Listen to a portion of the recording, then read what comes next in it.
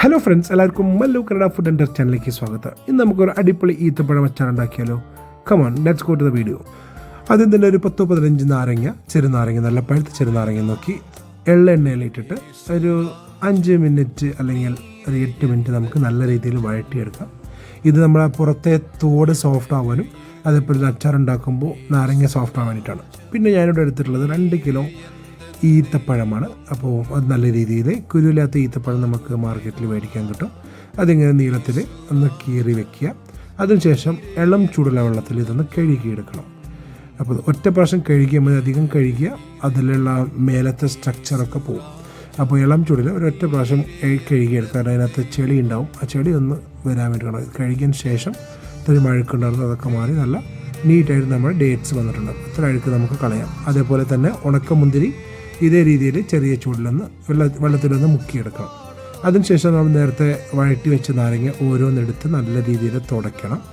അതിൻ്റെ മേലുള്ള അഴുക്കെല്ലാം മാറ്റി നല്ല രീതിയിൽ തുടച്ച് നമ്മൾ വേറെ ഒരു പാത്രത്തിലിടണം. ഇനി നമുക്ക് വലിയൊരു ഉരുളിയോ അല്ലെങ്കിൽ പരന്ന പാത്രം എടുത്ത് എള്ളെണ്ണ ഒഴിക്കാം. ഞാനിവിടെ 250 ml എള്ളെണ്ണയാണ് എടുത്തിട്ടുള്ളത്. അതിനകത്ത് 2 കീറിയ വെളുത്തുള്ളി നല്ല രീതിയിൽ ഒന്ന് വഴറ്റിയെടുക്കണം. അത് മുഴുവനായിട്ട് അതിൻ്റെ കളറ് മാറാൻ പാടില്ല. ഒരു 2 മുതൽ 3 മിനിറ്റ് നമുക്കൊന്ന് വഴറ്റിയെടുക്കണം. ഈ വെളുത്തുള്ളി ഒന്ന് വഴണ്ട് വരുമ്പോൾ നമ്മൾ ഇതിനകത്ത് ഇഞ്ചി ആഡ് ചെയ്ത് കൊടുക്കണം. നല്ല രീതിയിൽ ചെറുകി വെച്ച ഇഞ്ചി. ഓക്കെ, അത് ഒരു 100 ഗ്രാം ഇഞ്ചി ഞാൻ എടുത്തിട്ടുണ്ട്. വെളുത്തുള്ളി ഒരു 100 ഗ്രാം, ഇഞ്ചി ഒരു 100 ഗ്രാമാണ്. അപ്പോൾ അത് രണ്ടും കൂടി എണ്ണയിൽ നമുക്ക് ഏകദേശം ഒരു 5-8 മിനിറ്റ് നല്ല രീതിയിലൊന്ന് വഴറ്റിയെടുക്കാം. ഇത് രണ്ടും വഴണ്ട് വരുമ്പോൾ നമുക്ക് കുറച്ച് കരിവേപ്പില, ഒരു കൈപ്പിടി കരിവേപ്പില അതിനകത്തിടാം.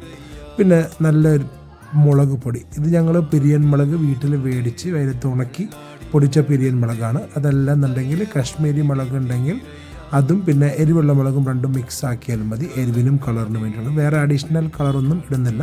അപ്പോൾ നാച്ചുറലായിട്ടാണ് ഉണ്ടാക്കുന്നത്. പിന്നെ ഒരു 2-3 ടീസ്പൂൺ, ചെറിയ ടീസ്പൂൺ മഞ്ഞൾപ്പൊടി ഇടുന്നുണ്ട്. അതെല്ലാം നല്ല രീതിയിലൊന്ന് കൂട്ടി ഇളക്കാം. അപ്പോൾ മുളക് പൊടി എരിവ് നോക്കിയിട്ട് നല്ല എരിവുള്ള മുളകാണെങ്കിൽ നിങ്ങളുടെ എരിവിനനുസരണം നിങ്ങൾ ആ മുളക് പൊടി ചേർത്ത് കൊടുത്താൽ മതി. ഞാനിവിടെ ഒരു 10 സ്പൂൺ എടുത്തിട്ടുണ്ട്.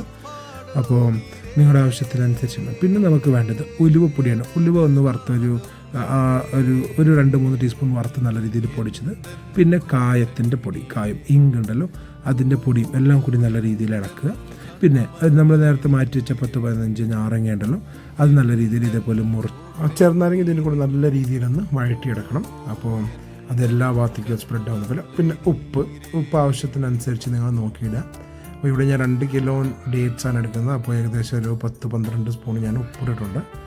അപ്പോൾ ഉപ്പ് ഒരു പൊടി മുന്നോട്ടായാൽ കുഴപ്പമില്ല, പക്ഷെ കൂടുതലാവാൻ പാടില്ല. അപ്പോൾ ഉപ്പ് നോക്കിയിട്ട് നിങ്ങൾ രുചിക്ക് അനുസരിച്ചിടുക.